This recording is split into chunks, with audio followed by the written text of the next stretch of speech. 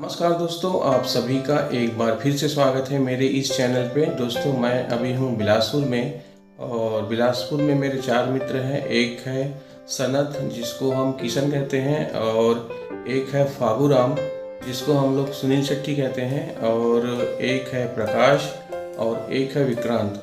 ये चारों लोग लगभग हम लोग 2015 में एक साथ काम किए थे और 6 साल बाद इनसे मुलाकात होगी, तो मैं इनसे मिलूंगा। और दोस्तों, अभी मैं हूँ अपने रिश्तेदार के यहाँ, मनीष यादव, जिसको प्यार से हम लोग मोन्टू कहते हैं, और बिलासपुर में हूँ।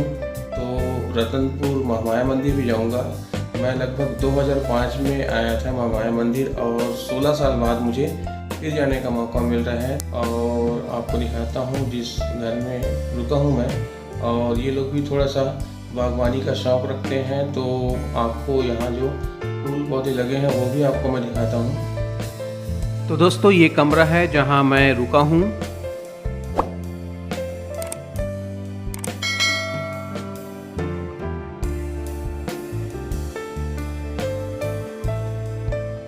तो मैंने सोचा क्यों ना यहाँ पे वीडियो बनाऊँ और आप लोग को भी रतनपुर महामाया मंदिर के महामाया माता के दर्शन करवाऊँ। तो आप लोग मेरे इस वीडियो पर एंड तक बने रहिए। मैं आपको लेके चल रहा हूँ रतनपुर महामाया माता के दर्शन के लिए।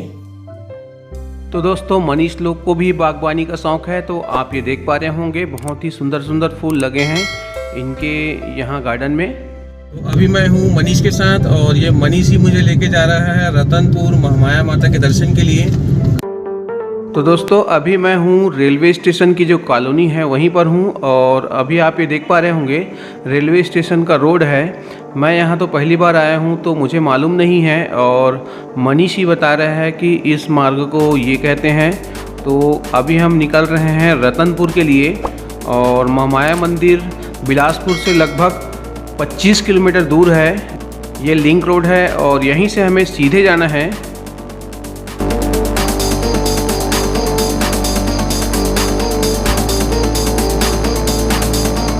और ये CMD चौक है। दोस्तों, सुबह का समय है, इस वजह से भीड़ नहीं है, मतलब ट्रैफिक नहीं है, रोड पूरा खाली है, आप ये देख पा रहे हैं। और यहीं से दाहिनी ओर CMD कॉलेज है, आपको मैं दिखाता हूँ। ये देखिए, इधर है CMD कॉलेज, और यहाँ से हमें सीधे निकलने हैं। और ये अग्रसेन चौक,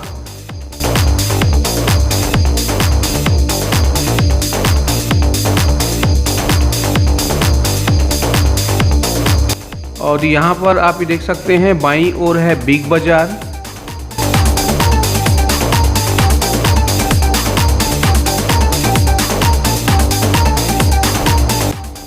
और ये सत्यम चौक है, यहीं पर सत्यम टाकीज है, इस वजह से इसको सत्यम चौक के नाम से जाना जाता है। और यहीं से हमें सीधे जाना है, कहीं मुड़ना नहीं है। और ये आप ये देख पा रहे होंगे दाहिनी ओर पुलिस ग्राउंड है।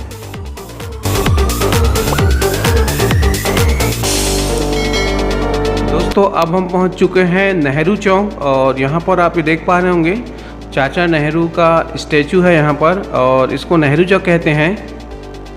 यहीं से हमें सीधे निकलने हैं।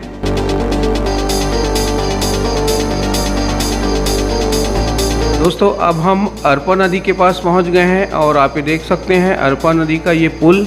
और अभी तो नदी में पानी नहीं है, और आप ये देख पा रहे होंगे यहीं से हमें अब रतनपुर जाने के लिए बाईं ओर मुड़ना है। तो चलिए हम बाईं ओर मुड़ते हैं, और हमें तो जाना है रतनपुर।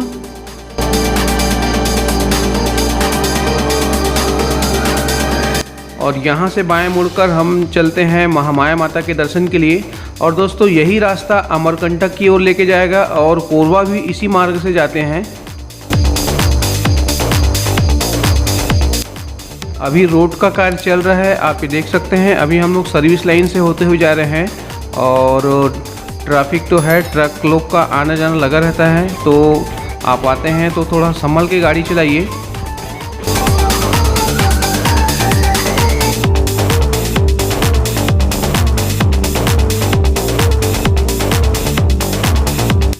सीधा सीधा रास्ता है, कहीं मुड़ना नहीं है। और दोस्तों आप ये देख पा रहे होंगे दाहिनी ओर एक पहाड़ है और उसमें हनुमान जी की प्रतिमा बनी हुई है। और यहीं से हमें बाईं ओर जाना है महामाया मंदिर के लिए। दोस्तों अब हम रतनपुर लगभग पहुंच ही गए हैं। आप ये देख सकते हैं प्रवेश द्वार। और यहाँ से हमें बाईं ओर मुड़ना है मंदिर जाने के लिए।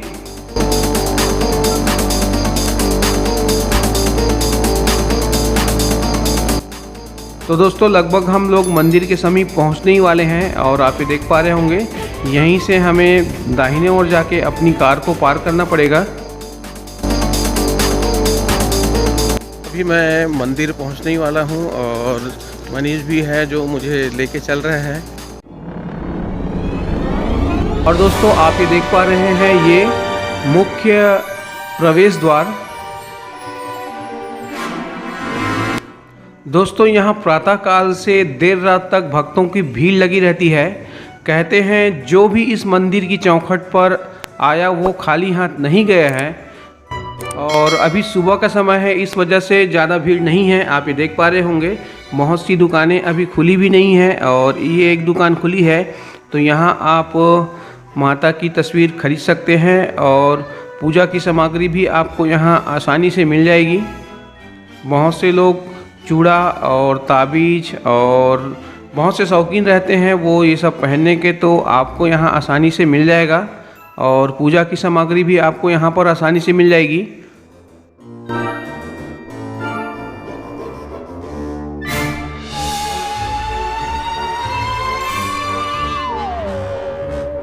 और यहाँ पर देखिए माता के 16 श्रृंगार के लिए भी बहुत सारी चूड़ियाँ और बहुत से यहाँ पर आभूषण हैं।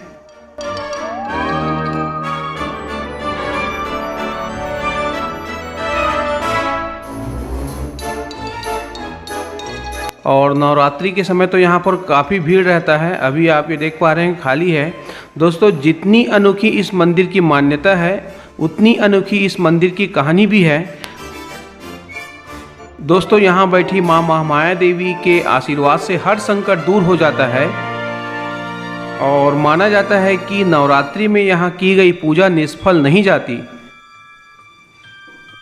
तो यहीं से हम जाएंगे माता के दर्शन के लिए, लेकिन उससे पहले इधर तालाब है तो तालाब की ओर चलते हैं और यहाँ से हम पैर धो लेते हैं और उसके बाद फिर हम माता के दर्शन के लिए चलेंगे।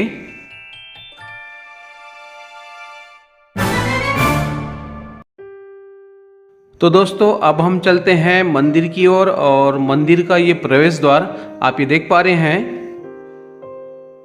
और यहीं दीवार पे आप ये देखिए ब्रह्मा विष्णु और महेश की बहुत ही सुंदर प्रतिमा अंकित है। और जस्ट इसके बगल में भगवान भोलेनाथ की प्रतिमा अंकित है जो कि ध्यान मग्न है और यहाँ पर भोलेनाथ आशीर्वाद देते हुए हैं। और जस्ट इसके बगल में आप ये देखिए भगवान भोलेनाथ माता सती को कंधे पर लिए हुए तांडव कर रहे हैं। और दोस्तों महामाया माता के दर्शन के लिए जाने के लिए आप ये देख सकते हैं चौखट के दोनों ओर सिंह है। और दोस्तों यहाँ पर समय सारणी लिखी हुई है तो आप ये देख पा रहे हैं मंदिर खुलने का समय लिखा है 6 बजे और आरती का समय है 7 बजे और मध्याह्न आरती है 12 बजे और शाम की आरती होगी शाम 6 बजे और दोपहर में 12:30 से 1 बजे तक मंदिर का पट बंद रहता है और मंदिर बंद होने का समय है रात्रि 8:30 बजे। और मंदिर के बगल में ही एक छोटी सी मंदिर और है, आप ये देख पा रहे होंगे यहाँ पर भी माता की मूर्ति विराजित है। और यहाँ पर ये देखिए काल भैरव जी हैं और हनुमान जी की भी प्रतिमा है। तो दोस्तों यहाँ से हम चलेंगे माता के दर्शन के लिए, लेकिन उससे पहले मैं मंदिर के जो चारों ओर जो बना हुआ वो आपको मैं दिखा देता हूँ। और आप ये देखिए यहाँ पर अखंड ज्योति भी है और कंटिन्यू मतलब लगातार ये ज्योति जल रही है। तो दोस्तों अब हम माता के समीप पहुँचने ही वाले हैं और मैं आपको इस वीडियो के माध्यम से माता के दर्शन करवा रहा हूँ। तो जय महामाया माता, हम सभी की मनोकामना पूर्ण करना माँ। हम तो अबोध बालक हैं और आपकी कृपा हम पर और हमारे परिवार पर सदैव बनी रहे माँ। जय माता दी। दोस्तों, वैसे तो भारत में देवी माता के अनेक सिद्ध मंदिर हैं, जिनमें माता के 51 शक्तिपीठ सदा से ही श्रद्धालुओं के लिए विशेष धार्मिक महत्व के रहे हैं। शक्तिपीठों की स्थापना से संबंधित एक पौराणिक कथा है। जब राजा दक्ष के द्वारा एक यज्ञ का आयोजन किया गया था और उस यज्ञ में भगवान भोलेनाथ को निमंत्रण नहीं दिया गया था, मतलब भगवान भोलेनाथ को पूछा नहीं गया था।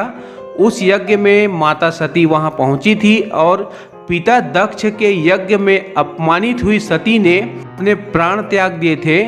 तब सती की मृत्यु से व्यथित भगवान शिव उनके मृत शरीर को लेकर तांडव करते हुए ब्रह्मांड में जब भटक रहे थे, तब जहां जहां माता सती के अंग गिरे थे, उस स्थान को शक्तिपीठ के रूप में मान्यता मिली। और कहा जाता है कि रतनपुर में भी माता का स्कंध गिरा था, मतलब माता का दाहिना कंधा गिरा था। इसलिए इस स्थान को शक्तिपीठ के रूप में मान्यता मिली और इसीलिए इस स्थल को माता के 51 शक्तिपीठों में से एक शामिल किया गया है। तो दोस्तों, 15 साल बाद मुझे यहाँ फिर मंदिर आने का मौका मिला और अभी मैं रतनपुर महामाया मंदिर में ही हूँ और आप लोग को मैं यहाँ का व्यूज़ दिखाता हूँ। आप लोग बने हुए साथ। और दोस्तों, इस ओर मनोकामना ज्योति कक्ष है और आप ये देख सकते हैं यहाँ पर भगवान भोलेनाथ का भी एक मंदिर बना हुआ है। दोस्तों, मंदिर के निर्माण की कहानी कुछ इस प्रकार है। सन 1045 में राजा रत्नदेव प्रथम मणिपुर नामक गांव में रात्रि विश्राम एक बरगद के पेड़ के नीचे कर रहे थे। अर्धरात्रि में जब राजा की आंख खुली तब उन्होंने देखा बरगद पेड़ के नीचे अलौकिक प्रकाश देखा। यह देखकर राजा बहुत अचंभित हो गए। उसने देखा वहां आदि शक्ति श्री महामाया देवी की सभा लगी हुई है और इतना देखकर वे अपनी चेतना खो बैठे। सुबह होने पर वे अपनी राजधानी तुम्मान को लौट गए और रतनपुर को अपनी राजधानी बनाने का निर्णय लिया। लगभग सन 1050 ईस्वी में श्री महामाया देवी का भव्य मंदिर निर्माण करवाया। और दोस्तों, महामाया मंदिर लगभग 1000 वर्ष प्राचीन है और आप ये देख पा रहे होंगे इसके बगल में ही एक तालाब बना हुआ है और अभी इस तालाब के इस ओर को एक गार्डन का रूप दे दिया गया है। तो इस गार्डन में बहुत से बच्चों के खेलने के हिसाब से झूले लगे हुए हैं और तालाब के इस ओर और मंदिर बना हुआ है।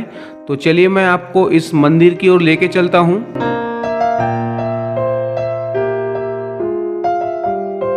और दोस्तों, पुरानी मान्यता ये है कि यदि आप भैरव बाबा के दर्शन करेंगे तभी आपकी मनोकामना पूर्ण होगी। मतलब जब तक आप भैरव बाबा के दर्शन नहीं करेंगे तो आपकी जो मनोकामना है वो पूर्ण नहीं होगी। तो चलिए हम मंदिर की ओर चलते हैं और आपको भैरव बाबा के दर्शन कराते हैं। और आप ये देख पा रहे होंगे भैरव बाबा के जो मंदिर के अंदर का दृश्य बहुत ही सुंदर बना है, भैरव बाबा का मंदिर। तो चलिए चलते हैं हम भैरव बाबा के दर्शन के लिए।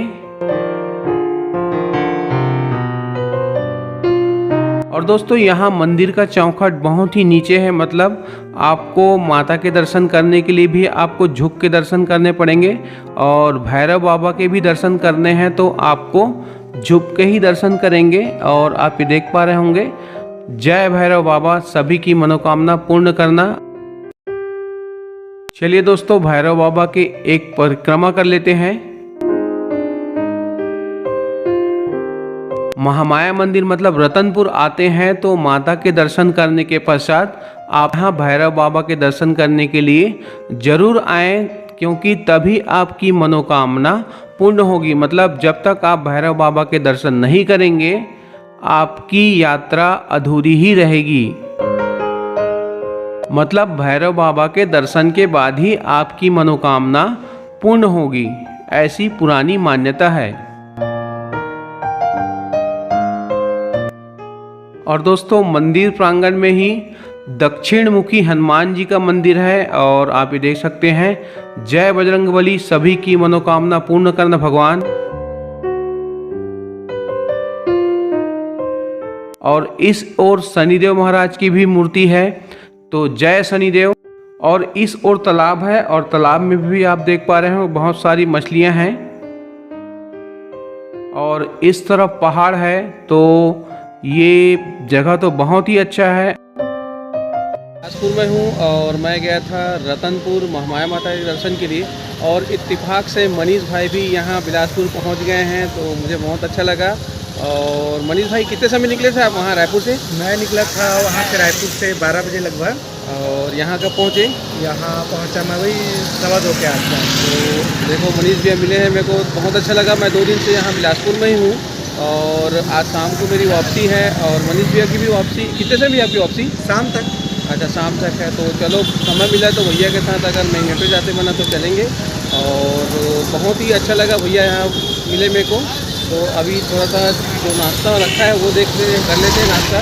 तो सोनू तू भी देख ले, भैया साथ में है, निकाल दिया, आप भी देख लो यार, आप दोनों को मिस करते हैं हम लोग।